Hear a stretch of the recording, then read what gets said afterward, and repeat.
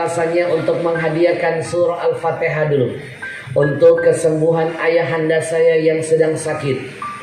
Sekarang badan saya di Jambi, hati saya sedang terpaut dengan ayah ibu saya.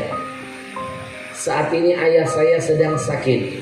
Bapak Ibu, apapun keberhasilan yang hari ini engkau dapatkan, jangan pernah engkau tepuk dadamu lalu engkau berkata, aku bisa jadi begini karena kepintaranku. Bohong. Kalau ada yang berani ngomong begitu, itu berarti kebohongan besar dalam hidupnya. Apapun kesuksesan yang sudah engkau dapatkan, itu karena dua. Satu, ridho Allah yang maha kaya raya. Dua, ridho yang keluar dari mulut ayah ibumu. Jadi sejak kita kecil, mereka menangis sambil berkata, ya Allah, aku ridho dengan anak cucuku, dan jadikan takdirnya lebih baik dari takdirku. Bapak Ibu, dari mana kita bisa makan buah durian padahal kita nggak pernah menanam pohonnya? Betul? Betul? Nih, saya kasih contoh. Semua lihat ke saya. Saya, Ahmad Al-Habsyi, yang nggak punya ilmu apa-apa. Saya bisa jadi pendakwah bukan karena saya. Saya bisa dakwah keliling Indonesia bukan karena kehebatan saya. Saya bisa dakwah 17 negara lebih bukan karena saya. Itu ternyata karena pengorbanan ayah saya. Dulu saya mondok di pesantren Palembang Arya. Ketika saya mondok di sana, saya berguru dengan seorang ulama besar saat itu. Saya lagi semangat belajar dengan ulama hebat itu. Tiba-tiba ulama itu kena penyakit ginjal, Bapak Ibu. Mau gak mau harus cuci darah. Terlambat cuci darah, nyawa bisa melayang. Akhirnya jarang mengajar kami. Lama-lama guru kami gak punya uang untuk cuci darah. Lalu kata dokter, dia gak cuci darah, harus cari donor ginjal biar kembali sembuh seperti sedia kala. Guru kami coba cari ginjal, ternyata harga ginjal lebih mahal. Guru kami gak sanggup, Pak. Kami dikumpulkan, lalu guru kami berkata, anak-anakku, kalau seandainya umurku tidak panjang, aku tidak bisa tuntas mengajar kalian. Maafkan aku. Kalau seandainya aku tidak menemukan donor ginjal, berarti pertemuan kita hanya sampai di sini. Cuma satu harapanku, wasilahnya harus dapat donor ginjal. Saya dengar betul kalimat itu. Lalu besoknya saya pulang, Pak. Saya temui ayah saya. Maksud saya cuma mau ngomong dengan ayah saya, berbagi cerita kalau guru saya sedang sakit, butuh ginjal. Saya bilang, ayah doakan ya, mudah-mudahan guru ketemu donor ginjal. Ayah doain ya, ayah tahu kan Ahmad kepengen jadi seperti guru. Ayah saya cuma diam, Pak. Besok dia hantarkan saya pulang ke pesantren, diam-diam tanpa sepengetahuan anaknya. Ayah saya singgah ke rumah guru, lalu memberikan ginjalnya gratis buat guru saya. Singkat cerita, operasi di Rumah Sakit Cipto Jakarta berhasil, Pak. Berkat wasilah ginjal ayah saya, guru saya bertahan sampai 8 tahun hidupnya. 8 tahun lagi saya bisa belajar.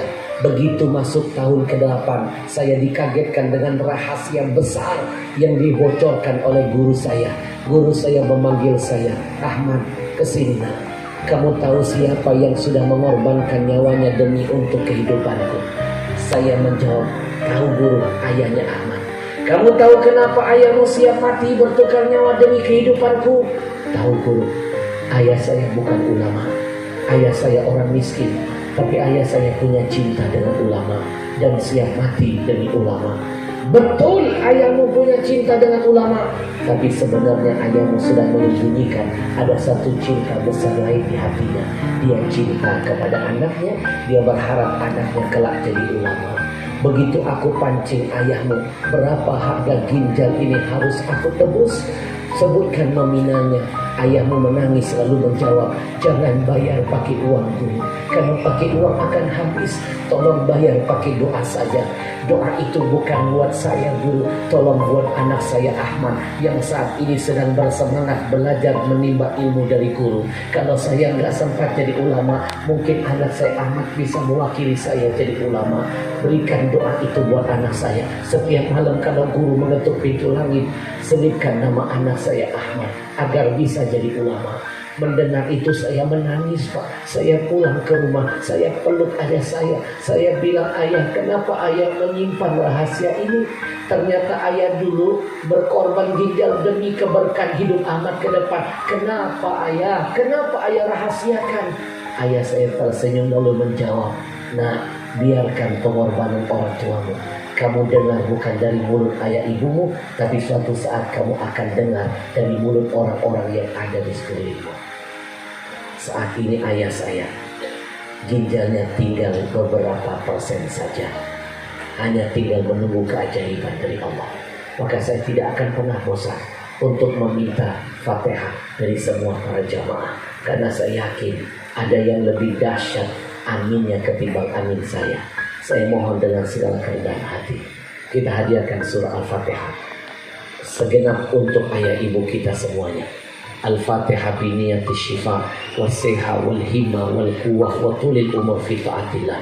Buat ayahanda saya Al-Habib Abu Bakar bin Abdullah bin Abdurrahman Al-Habsyi, dan ibunda saya tercinta Syarifah Mardiyah binti Muhammad Syahab, dan segenap ayah ibu kita, saudara kita, keluarga kita yang sudah meninggal, yang sedang sakit. Mudah-mudahan Allah angkat penyakitnya, sehatkan badannya, kuatkan imannya, ditambah semangat hidupnya, diizinkan Allah berkumpul kembali di tengah-tengah keluarganya. Kalaupun Allah akan mencabut nyawanya, mudah-mudahan Allah wafatkan dengan jaminan husnul khatimah. Ishfi anta syafi, la shifaan illa shifauka, shifaan la yughadiru saqaman wala alaman, wa nunazzilu minal Qur'an ma huwa shifa wa rahmatul lil mu'minin. Semuanya Al-Fatihah. A'udzu billahi minasyaitonir rajim. Bismillahirrahmanirrahim. Alhamdulillahi rabbil alamin. Arrahmanir rahim. Maliki yaumiddin. Iyyaka na'budu wa iyyaka nasta'in.